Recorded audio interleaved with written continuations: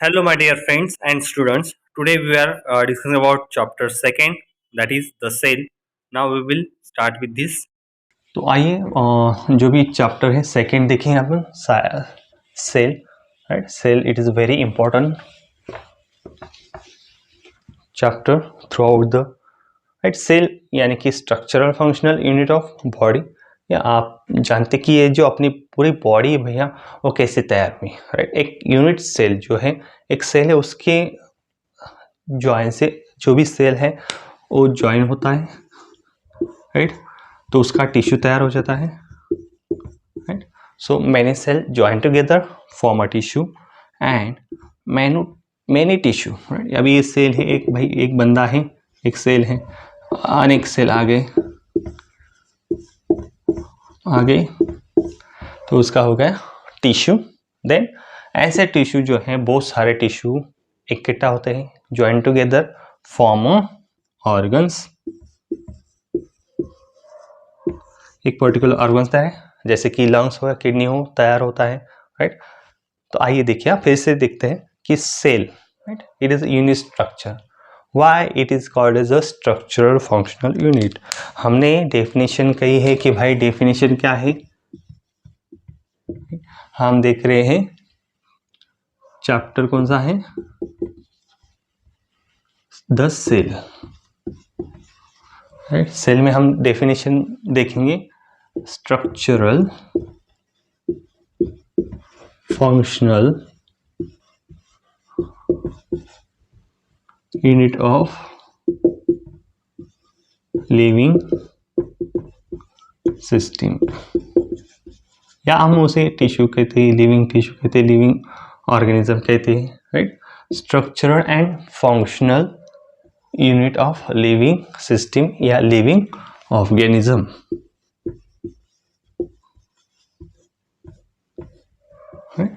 Y it is called as a structural and functional, क्यों उसे structural and functional क्यों कहा जाता है भाई, ऐसी डेफिनेशन क्यों बनी उसकी, right. Why it is called as structural and functional. तो आइए देखते हैं कि जैसे आपने देखा कि cell, right. So many cells join together form a tissue and different tissue join together form organs and many organs, बहुत सारे जो अलग अलग ऑर्गन्स है जो एक दूसरे को ज्वाइन होके क्या फॉर्म होता है, system, right. And then many system join together, जो भी अलग अलग सिस्टम है एक दूसरे को ज्वाइन होके ये अपनी पूरी ह्यूमन बॉडी या कंप्लीट बॉडी स्ट्रक्चर तैयार होता है, right. So that's why it is called as a structural functional unit. भाई ये जो बॉडी है कैसे बनी है, एक सिंगल यूनिट सेल से भाई अलग अलग अलग सेल ज्वाइन टुगेदर होते हैं, right, join together then form a tissue, जो अनेक टिश्यू है, many different tissue join together form organs, different organs join together to form a system and many system are connected to each other to form a body, right. एक complete body तैयार हुई तो वो single cell से तैयार हुई ना हो। जो भी फंक्शन होते हैं, या मैं बोल रहा हूँ, मैं आपको देख रहा हूँ, राइट, आप सुन रहे हैं, तो ये कैसे होता है, बाय सिंगल सेल। जो भी प्रक्रिया है पूरे अपने बॉडी की वो कहाँ पे कैरिड होती है, सेल में, राइट। एनर्जी कहाँ तैयार होती है, माइटोकॉन्ड्रिया में, राइट। ये जो भी ऑर्गेनल्स है कहाँ प्रेजेंट है, सेल में। हम देखने वाले उसकी डेफिनेशन जो अपने देख रहेगा अभी उसके बाद में हम जो उसकी फिगर है वो पूरी देखेंगे, व्हाट इज सेल, उसमें कंपोनेंट्स क्या होते हैं, थोड़ा सा धीरज रखिए, राइट। सो सेल जो है तो स्ट्रक्चर फंक्शनल यूनिट का है, क्योंकि स्ट्रक्चर भी एक सिंगल यूनिट सेल से बनता है, राइट। डेवलपमेंट उसकी जो बॉडी की है वो सिंगल सेल से बनता है। And functional, why it is called as a function, क्योंकि ये जो बहुत से फंक्शन है देखने के, सुनने की या याददाश्त के, ये सब कौन कंट्रोल करता है, ये किस कहाँ से होता है कंट्रोल, उसका फंक्शन, उसका ओरिजिन क्या है, सेल, राइट। अगर एक सेल काम करती है तो फिर वो पूरा टिश्यू काम करता है, टिश्यू काम करता है तो वहाँ पे वो ऑर्गन काम करता है, वो ऑर्गन काम करता है तब जाके वो सिस्टम काम करती है, और सिस्टम काम करती है तो बॉडी वर्कआउट करती है, राइट। तो एक सिंपल सी थिंग्स है भाई, उसको स्ट्रक्चरल फंक्शनल यूनिट इसलिए कहा जाता है कि वो जो भी है वो अकेला पूरा वो काम करता है और उससे वो कैरी आउट होता है। इसलिए उसे हम structural functional unit of living organism कहते हैं। ओके, सो हम अब देखते हैं उसकी डायग्राम। सो आइए देखते हैं डायग्राम। है बहुत सी आसान डायग्राम है उसकी, तो मुझे तो बहुत अच्छी लगती निकालनी। एक मैं आपको सिंपल ट्रिक्स बताता हूँ फिगर ड्रॉ करने की, राइट। ये लो भाई, ये पूरा गोल निकाला, सिंपल सा गोल निकाला। भाई ये देखो, सेल की तो कोई जो भी शेप है तो डिस्ट्रीब्यूटर जो भी सेमी सर्कुलर या आप निकाल सकते हो, राइट। उसका शेप कुछ डिफाइन नहीं है, तो हम सर्कुलर में निकालते हैं, यानी कि आपको पूरे पार्ट उसके समझ में आए या आपको डिस्क्रिप्टिवली समझ में आए। तो इससे मैं सर्कुलर कर देता हूँ, ये निकाल लिया, और दूसरा निकाल लेंगे उसमें एक और गोल, राइट। अभी देखो यहाँ से जो है तो हम 2-3 निकालेंगे, तो ये हो गया अपना। अभी यहाँ से क्या करना है आपको, ये ऐसे ड्रॉ कर लेना है, right.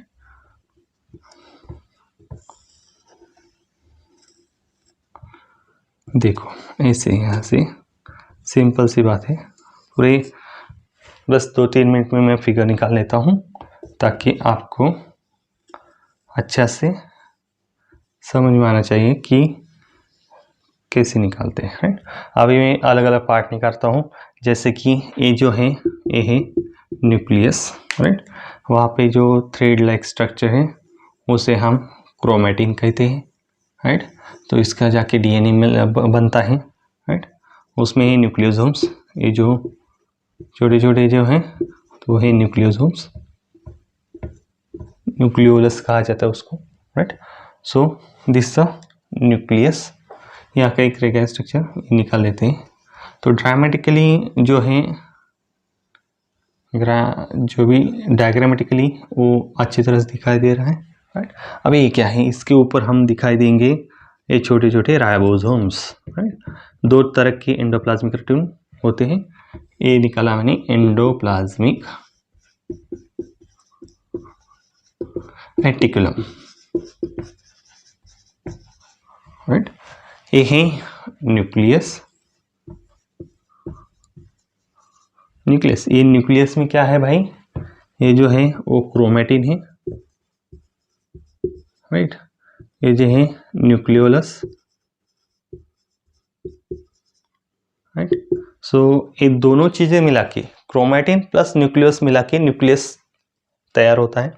So chromatin and nucleus to form each other, combine to each other to form a nucleus. Then आइए देखते हैं एंडोप्लाज्मिक रेटिकुलम। 2 टाइप के एंडोप्लाज्मिक रेटिकुलम होते हैं, rough endoplasmic reticulum and smooth endoplasmic reticulum. उसे क्यों कहा जाता है भाई, स्मूथ कहा क्यों कहा जाता है और रफ क्यों? अब देखिए इस पे कुछ है, it is a smooth, right. उसका जो सरफेस होता है वो स्मूथ होता है, इसलिए उसको उसके ऊपर राइबोसोम प्रेजेंट नहीं होते। There is absent of ribosome on the surface of endoplasmic reticulum, it is called as a smooth endoplasmic reticulum. And जो रफ होते, रफ यानी कि उसके ऊपर क्या होते हैं, ये देख रहे हैं आप छोटे छोटे, वो है ribosomes, ribosomes they the protein synthesis. उसका फंक्शन ही क्या है, फंक्शन क्या है उसका, प्रोटीन सिंथेसिस। एंड न्यूक्लियस का फंक्शन क्या है भाई, यहाँ पे मैं आपको फंक्शन भी बता देता हूँ, जैसे भी आपको अभी मैं जो पार्ट के नाम बता रहा हूँ उसके साथ उसका फंक्शन भी बता देता हूँ ताकि आपको आसानी से वो समझ सके, राइट। अभी जो न्यूक्लियस है बीच में निकाला हुआ, राइट, वो जो न्यूक्लियस है उसका फंक्शन है कि carry the genetic material, right. So भी जेनेटिक मटेरियल कैरी करना,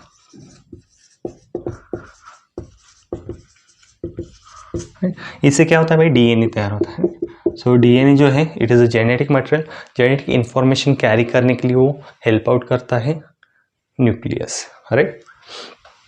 देन आइए देखते हैं आगे के, राइट, गोल्गी कॉम्प्लेक्स।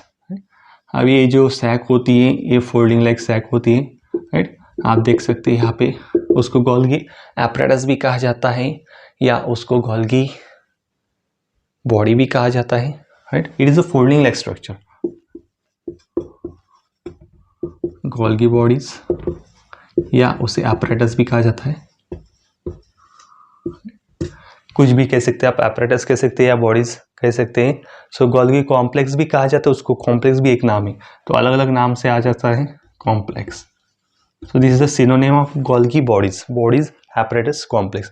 भाई ये फोल्डिंग लाइक स्ट्रक्चर है, उसमें बहुत सारे फोल्ड होते हैं, ऐसे फोल्ड होते हैं, and it is a storage house of protein, right, जो उसको स्टोर करता है, राइट, स्टोरेज ऑफ प्रोटीन। एक जो है भाई प्रोटीन तैयार करता है राइबोसोम, और जो तैयार हुआ प्रोटीन है, जो भी राइबोसोम में तैयार हुआ प्रोटीन है, वो एंडोप्लाज्मिक रेटिकुलम से वो कहा जाता है गोल्गी बॉडीज में स्टोर होता है, राइट। ये जो एंडोप्लाज्मिक रेटिकुलम की वेसिकल्स है, तो उसमें से वो ड्रॉप करता है।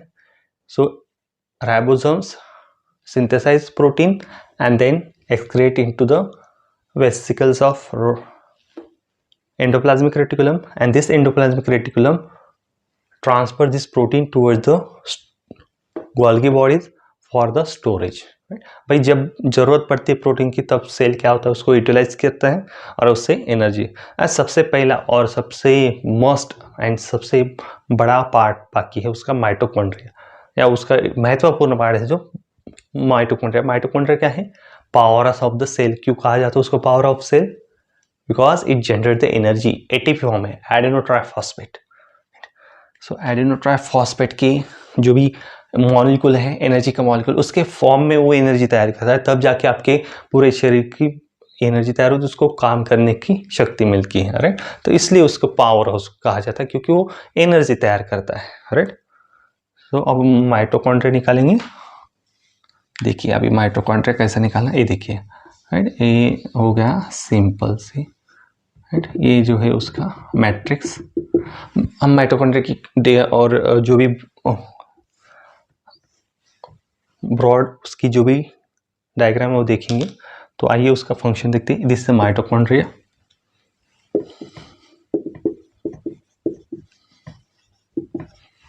माइटोकॉन्ड्रिया का काम क्या होता है? It is the power house of cell, generate the energy, generate the energy. किसके फॉर्म में भाई? एटीपी के फॉर्म में। इसलिए उसको क्या कहा जाता है? Power house of the cell, power house of cell. देखिए इतने आसानी से डायग्राम हो गई, राइट। सो वहाँ पे गोल्गी apparatus है, ये जो है न्यूक्लियस है, ये जो एंडोप्लाज्मिक रेटिकुलम है उसमें स्मूथ एंड रफ एंडोप्लाज्मिक होते हैं।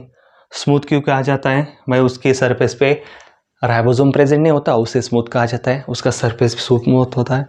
देन राइबोसोम जिसके ऊपर प्रेजेंट होते हैं वो है rough endoplasmic reticulum, rough endoplasmic reticulum, right.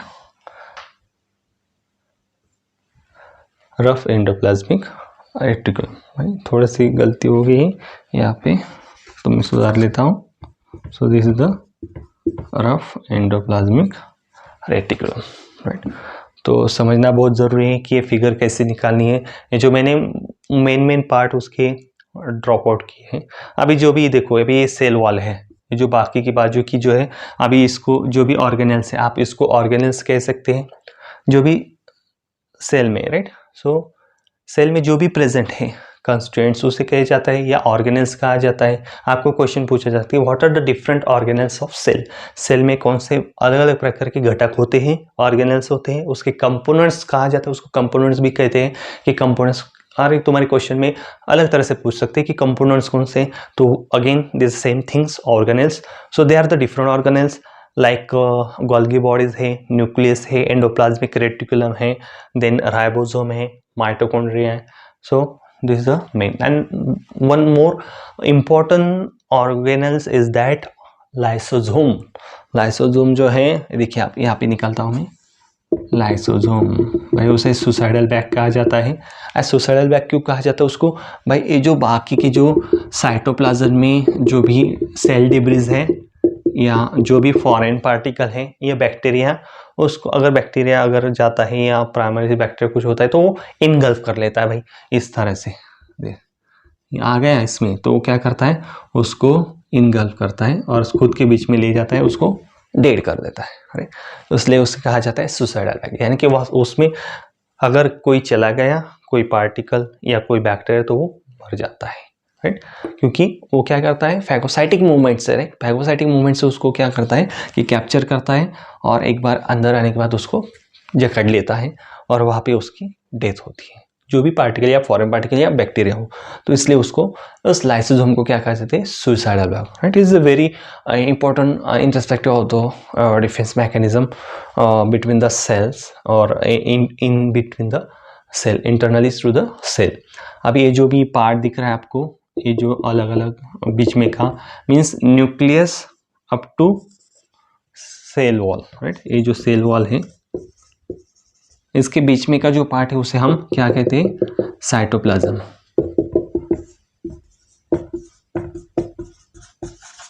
Cytoplasm कहते हैं। ये हो गया हमारा लाइसोसोम। तो देखिए कौन से ऑर्गेनेल्स हैं, गोल्गी बॉडीज है, देन न्यूक्लियस है, nucleus made up from chromatin and nucleolus, जो भी न्यूक्लियोलस है और क्रोमेटिन है, थ्रेड लाइक स्ट्रक्चर उसे क्रोमेटिन कहा जाता है, उसकी जेनेटिक मटेरियल भी कहा जाता है। तो वहाँ पे हमारी जो भी डीएनए वो सिचुएटेड रहता है, उससे डीएनए फॉर्म होता है, देन उससे न्यूक्लियस तैयार होता है, right. Nucleus is the centrally situated of the cell. Then उसके बाद है एंडोप्लाज्मिक रेटिकुलम। दो तरह के एंडोप्लाज्मिक रेटिकुलम भाई, rough and smooth endoplasmic reticulum. जिसके ऊपर राइबोसोम प्रेजेंट होता है वो रफ एंडोप्लाज्मिक रेटिकुलम, जिसके ऊपर नहीं होता उसके सरफेस, उसका सरफेस स्मूथ होता है, इसलिए smooth endoplasmic reticulum. Then lysosome, it is suicidal bag, जो भी सेल डेब्रिस है, राइट, या डेड से जो भी dead particle, dead foreigner particles है, वो उसको इनगल्फ कर लेता है by through phagocytic movement. Then आते हैं हम सेल वॉल। सेल वॉल जो है वो प्रोटेक्टिव इन नेचर होती है, right. It will be supportive and protect the internal organs of the cells, right. And most of the things is that nutritions, exchange of nutrients and energy between the bloods and other parts of the body. देन जो भी है ribosomes, ribosome का बहुत important काम है भाई, protein synthesis का, फंक्शन ऑफ प्रोटीन सिंथेसिस करता है वो। देन वो जो भी प्रोटीन सिंथेसिस हुआ है वो गोल्गी बॉडीज में जाके स्टोर करता है।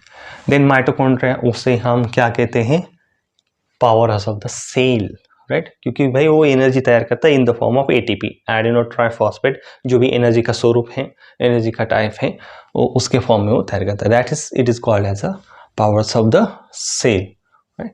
तो कुछ इस तरह से हम बेसिक जो भी है फिगर देख चुके हैं। सिंपल है फिगर, तो उसको ज़्यादा मैंने एलेबोरेट नहीं किया है।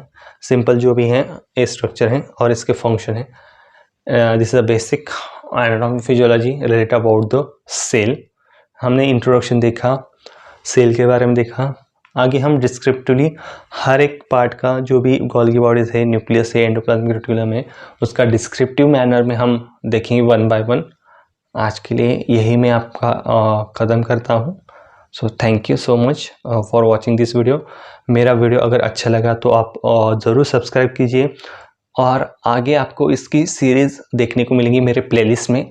जो भी प्लेलिस्ट है related about anatomy and physiology, मैं वन बाय वन हर एक चैप्टर के यहाँ पे डिस्क्रिप्शन देने वाला हूँ, तो आप सब्सक्राइब कीजिए। और मैं इतना ट्राई करना चाहता हूँ कि मैं ऑनलाइन आऊँ या कुछ आपको टाइम फिक्स करके दूँ, उस टाइम में आपको मेरे ऑनलाइन वीडियोस जो हैं लाइव स्ट्रीमिंग भी देखने को मिलेंगी। तो ये मेरा फ्यूचर पर्सपेक्टिव है। पहले तो मैंने अभी आपको रिकॉर्डेड वीडियो शेयर किए हैं, तो आपको अच्छे लगे तो ही लाइक करना, ताकि आप मेरे आगे की वीडियो देख सकें। Thank you so much.